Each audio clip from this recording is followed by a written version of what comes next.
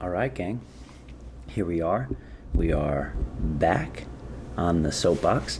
It's a Sunday morning before a seminar, so I figured get a little soapbox in here real quick. Some good feedback on the last few episodes. Appreciate that. We'll keep it coming. I think we're well into the 20s here. From an episode perspective, we are in 2020. And I just wanted to jump on a soapbox here a little bit about, I guess, understanding your goals. And obviously it's 2020 and what that looks like, but really specifically when it comes to coaching, being a full-time coach, owning a gym, opening up a gym. And I think a lot of times in this time of year, a lot of people, we talk about goals and we talk about what we want, and then we do all these things. But I really think, which is good, and obviously understanding that we need to have action and some sort of plan behind that. But when it comes to wanting to be a full-time coach, when it comes to wanting to own a CrossFit gym, I think there are some really important things that you need to take into consideration.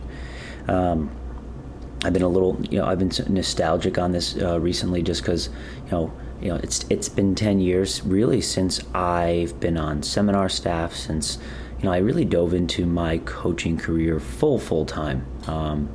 So obviously you see like the memories pop up, but like just little things that make me remind me of when I was in Albany as a full-time coach. And yes, times have changed, and I think a lot of people have sort of changed, and from the sense of what people expect from a coaching position. But I do think I want to start with a CrossFit gym and opening up a CrossFit gym. And I think we've talked about the business plan, we've talked about the economics of it, but I do think that it's really, really important to understand what are your goals, because I'm starting to see a trend in the, certainly within, whether it's the veteran CrossFit market, where you own a CrossFit gym, but you start to want to do a lot of other things beyond CrossFit. And I don't think there's anything wrong with that, but I do think that we need to just understand what our purpose is and what our goals are. And I think probably you need to start with the financial stuff. What are your financial goals? What is your lifestyle goals that you're looking for? And I think there's a few things that you really need to map out. One, when you make your plan, I think you need to map out your 5-year plan. And this really can go for anyone, whether you're a head coach, whether you're a full-time coach, whether you're a gym owner. Like, doing a 5-year plan is really important. And then I think a 10-year plan too, specifically if this is something you want to do for your whole life. And I don't think there's anything wrong with that. When people are like, I want to coach. But all right, well, but you don't want to probably coach 20 to 30 hours every single week for the rest of your life. You might want that to progress and change. Well, there needs to be some sort of plan in place there. I think therein lies the issue, is that, okay, you open up a gym, great. Well, what's your plan? Where do you want to be in 5 years, in 10 years? How do we set that up? And the reason why I'm super aware of this is because I own gyms, I run gyms, and I am always stressed out about how I can give more opportunity to coaches and more opportunity to my staff to grow. And at some point, I know that my staff will grow faster than I can give them opportunity, and I'm probably going to lose them. And that's the nature of the beast in any profession. But I'm going to try as hard as I can. But there also is a lot of responsibility that falls on the coach, on the owner. So one, if I'm going into a gym and looking to create a scalable business, a business where I don't want to have to coach every single class and be the 100% manpower, then what you need to realize is that what you're probably not going to do is make a lot of money off of that gym. The reason being is that your main expenses come from your overhead expenses, right? Your rent and so on and so forth, but then your payroll. The easiest way to keep that down is for you to pay yourself. And in 5 years, how are you going to transition out? And that's got to be the plan that you make. And you need to have a very specific, methodical, month by month, year by year, dollar by dollar plan of how you're going to transition out from coaching every single class to maybe coaching half as many classes, to 30 as many classes, whatever it might be. But there's a dollar amount there. But therein lies another issue is, all right, well, who's going to go into your place? who is going to do the job that you were doing. And you're probably going to find someone good, which is great. But then no doubt in that simple concept and business model, you are probably not going to create a business for them that they are going to be able to get much more than maybe be the head coach. So whatever dollar amount they're making, they're probably not going to be able to make a lot more than that. And I really think you need to be upfront with yourself on that. And depending on where they're at in their life and their career, that's right where they want to be today. But then if you push for them to make their 5-year plan, and it's probably not going to jive with your 5-year plan, which means you're going to have about turnover every 3 to 5 years in your gym.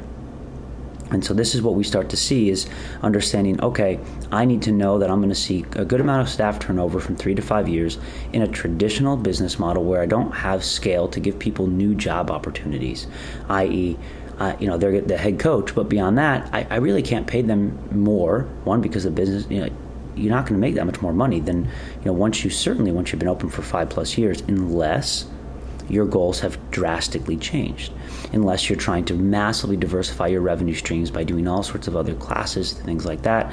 And quite frankly, most gyms really fail at doing that because that's not what you're good at. You're not a Globo gym. You're not a gym where you offer, yoga and spin and blah, blah, blah, blah, blah. And that's a discussion for another day. And if you want to do that thing, that's great. But then understand what your goals have now changed, which is fine. Your business has now changed because you're really trying to do something much different. So with that said, the traditional business model really is hamstrung by growth. And this is something that it's not a bad thing. And I think that, within the CrossFit community, it's like, all right, well, now we've had gyms, 5-10-year gyms that had been open for a good amount of time. And we now need to start to think about where you want to go. And this is, unfortunately, I deal with a lot of gyms and gyms that want to sell. And the reasons are relatively the same. 5+ year gym owners that are a little burned out, that have not figured out or learned how to either scale up to give themselves more opportunity to give other people opportunities so they can coach less, and therefore they're coaching all the classes. And at some point the burnout is inevitable. So how do we do this? And I think that this is whether you're a gym owner or head coach, how do we avoid burnout? How do we avoid just sort of going through the motions, not being super passionate about what you're doing? And the nice thing is this is not this is an issue that I'm sure a lot of people deal with in different professions, but I think that within a small opportunity to grow vertically within a company, it's going to happen much faster, right? Your CrossFit gym is a small business. It is and the opportunities are not that big. That's why we see a lot of your best coaches or your best people go to open up gyms, because that's the next step. That's the only next step. But there's a fallacy there, because what we haven't done is really shown them what that looks like. So my recommendation for you guys is to really be honest with your people of like, all right, this is my 5 or 10 year plan. Where does it fit in with your 5 or 10 year plan? And it's okay to be honest about it, and it's okay to know that, all right, we're probably going to lose you in a couple of years. And and then therein lies a few things. Well, how do you invest in your people? How do you pay for them for professional development? Those are a lot of questions that you will have to answer on your own. But of course you're going to lose people. Of course you're going to invest in them. You're going to leave. That's a risk any business might take. I don't think you need to pay 100% for people to further their education. I think it is the responsibility of the individual to further their own education. But you can support, whether it is by supporting in some way, shape, or form. I do think putting more responsibility on the individual is very important, and as opposed to you taking it all on, because what happens in there is they can easily start to take you for granted. Now, we get back to the concept of goals, okay? When I first started coaching, I was in Albany, and when I first started coaching, that was my first full-time coaching job. But before that, I just showed up to a CrossFit gym and asked to support and help. They didn't have enough hours for me to really be on the payroll at all, but I was just there. And then I was just always there helping clean, helping things. And then when they needed me, I was there. And then boom, next thing you know, I was paid. Great. And then and I was young, right? That allowed me to, I was personal training at one gym, and then I was going to, CrossFit, do it, and coaching and working out there as well. So I was hustling, right? And then when I moved to the Albany area, and I started to work for Jason Ackerman at Albany CrossFit, I'll never forget, I got offered my first full-time job. And I used to coach full-time. And of course, I did not have a 5-year plan. I didn't have any of that. But I knew one thing. My goal was to coach full-time. Great. So a full-time coaching job, no matter what, no matter how, honestly, the amount I was getting paid was like $20-something thousand. And I thought I was the richest man in the world because I was getting paid consistently to coach. And up until that point, I was a personal trainer, which is blood money, right? It's like, you just got to wait for your next client, or it was just different. And I was really happy about that. It fit in with what I wanted.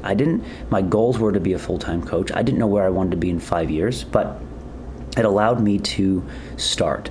And there's nothing wrong with that. I also didn't have visions of grandeur of I was like, man, one day I'm going to own this CrossFit gym or whatever. I was just in the moment. And it's okay for that to be there. Now, a few things happened.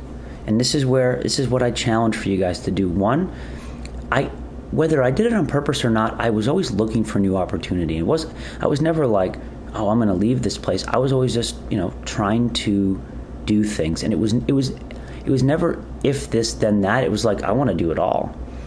And that's how I ended up working at Reebok, where I went there as an athlete. They brought me in for an athlete visit, right? Because I got signed as a CrossFit athlete, and that year they just signed the partnership, and they were signing athletes, and it was cool.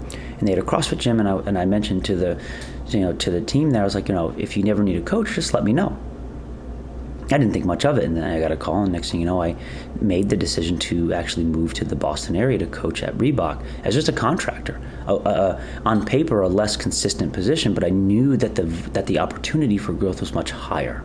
I took a massive risk, and this is something that I think a lot of us need to understand, is that in order you start to take these risks, right? You don't know how they're going to pay off. Nothing was guaranteed.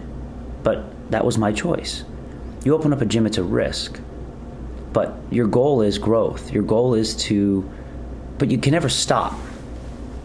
You can't just be like, I have a gym. Cool. Well, what's next? Well, if your goal is and that is now when I started to realize what I needed to do. You need to keep pushing forward. As a coach, you get a job. Awesome. Well, what are you going to do to set yourself apart? You have to realize that, okay, I'm going to be the best coach here. And then from there, I realized that I probably am not going to be able to own this gym. I'm probably not going to be able to make more than maybe whatever projections you've thought about, just because of the nature of the business. So now what do we start to do? Like, you can do all, like, and now you can lay some framework of, if you're going to open up your own gym, be smart about it, talk to the owners. If you're going to, do some other sort of side hustle that is complementary to what you're doing, whether it's trying to be on, creating a seminar staff, doing, clinics, one-on-ones, whatever it might be. I mean, these are things that you can do to start to separate yourself. And honestly, the best coaches that I know, the coaches that coach at my gyms, that, they make connections, they do things, and they hustle. Because here's the thing, like, if you're at a gym and you're the head coach and you want to get more members, but your compensation isn't tied to more members, your compensation is just your compensation. You get, say, paid $40,000, $50,000 a year, whatever. What incentive do you have to grow the gym? Well, job security, opportunity to ask for a raise, opportunity to get more people in the door. So if you are really struggling with that, then you need to reevaluate your goals. Because then how do I don't know how to do it. Well, you have nothing to lose than going around and talking to every single person, every single business in the area. These are things that need to be aligned with your goals. If you want to be the best, if you want to grow, and based off where you're at in your position, you need to give it everything you have. And that's very important, whether you're the head coach, whether you're a part-time coach. Great. But even imagine if the more value you can add, if you show competency in the face of necessity, you're going to people are going to recognize that, right? Scaling this up to the business owner, right? What are you doing to give your people the opportunities, if not being honest with them? Are you growing the gym? And if not, be like, hey guys, and being really honest with what that looks like, and being honest with what your career looks like. What's next for you? How are you creating an exit plan if you want to keep the gym, lessen and remember this, if you coach less, you should get paid less. Well, I own the business, great, but the business, you don't get money just for owning a business. You get money if the business makes money after you pay all your bills. Bills are what encompasses that is payroll, taking care of your people. And in a CrossFit gym, there's just not a lot of money left over once you pay all your bills if you have a big staff. That's the fallacy that people really misunderstand. And even members out there that listen to this, like, you might look at easy math, like, wow, you have 200 members at $200 a month. One, it never works like that. The average membership, if your prices are $200 a month on the website, the average membership is usually closer to $160 to $170 because of discounts and blah, blah, blah, blah, blah, right? And then from there, so you make $1 million a year. Well, that's gross, right? And even if you make that based off all the other things. But then after you pay all your bills and pay all your people, I mean, if a business is making when it's all said and done, over $100,000 a year, you are an unbelievable business. Based off what I've seen, most businesses are making 40 or less, right? At the end of the year, and that might be erring on the side of that's high. And so now you have to think, okay, well, if you're going to be doing less coaching, that 40,000 goes down to 20. So now as an owner, you might only be getting 20,000. So you got to really think about what that looks like. It's simple math here, guys, but understanding your goals can be really helpful and liberating, nerve-wracking, but liberating. As a coach, understanding what that looks like and setting yourself up for success. And once those two are aligned, that's when we can really start to figure out our careers. I have the opportunity to work with a lot of people they just work very hard, and it's really inspiring. But one of my favorite aspects of it is that they're very clear on what they want and their goals, and they talk to me about it. And I try to be as honest as I can about, like, all right, well, this is what it looks like. I never try to overcommit and underdeliver. That's for me the death knell. I'd rather undercommit and overdeliver and hope I can keep people around and create an environment of care, of compassion, but also knowing that this is who we are, this is what we do, and this is why we do it. And the people that are the most successful are the ones that are never complacent, and they're always driving, and they're never complaining about where they are. They're optimizing where they are so they can get what they want later on. But let's not be naive. We have to keep giving them things. We have to give them more based off what they're giving us. It's a two-way street. So again, understanding our goals, certainly in this time of year, is important when you're reevaluating your careers or things like that. Coaching is a beautiful full-time career, but my gosh, it's a hustle and a grind, because remember, your currency, your income is tied to your time specifically. You will never be a 9-to-5er. It's never just going to be that. 40 hours a week looks a lot different for a coach than it does look like for someone behind a desk. It's not going to be as consistent. It's not going to be as, get your paycheck every Friday. It's just not going to be like that. And at some point in your life you want that, it's okay. Just be honest with you. It doesn't mean you're a bad person. You're just being aware of what you need to change. As a coach, be aware that as an owner, be aware that you're going to lose some of your coaches over time because of this. I don't care how good you are, just life. Being aware of this and not trying to hide from it is super important. It's not a bad thing. It's just life. And people change. I'm 32 years old. I have a kid. I'm a lot different than when I was 22. It's not better, worse, or the same. It's just different. My goals are a little different, and my purposes in life have changed just because of what's around me. And I am naive to think that wouldn't happen in another 10 years, and the coaches around me. So knowing this can be really, really helpful.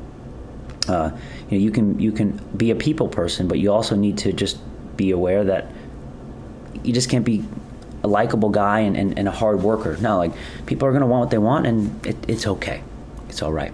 Hopefully you find some insight into this. I think sometimes people try to avoid this conversation because it's difficult and it's unpleasant, but turn it into a pleasant conversation. Help people out, and hopefully that you can really helping people towards their goals, even if it means leaving you and putting your business in a position that's not the best right now is part of your responsibility. But also know that you need to weather the storm as a business, so you need to be responsible and forecast for it. All right? All right, gang. Hopefully this was helpful. Some stuff. If you have questions, if you want something, hit me up. Check out. I always put this up on YouTube, and it's available on all podcast stations. So again, work hard, have fun. I'll see you on the next Soapbox.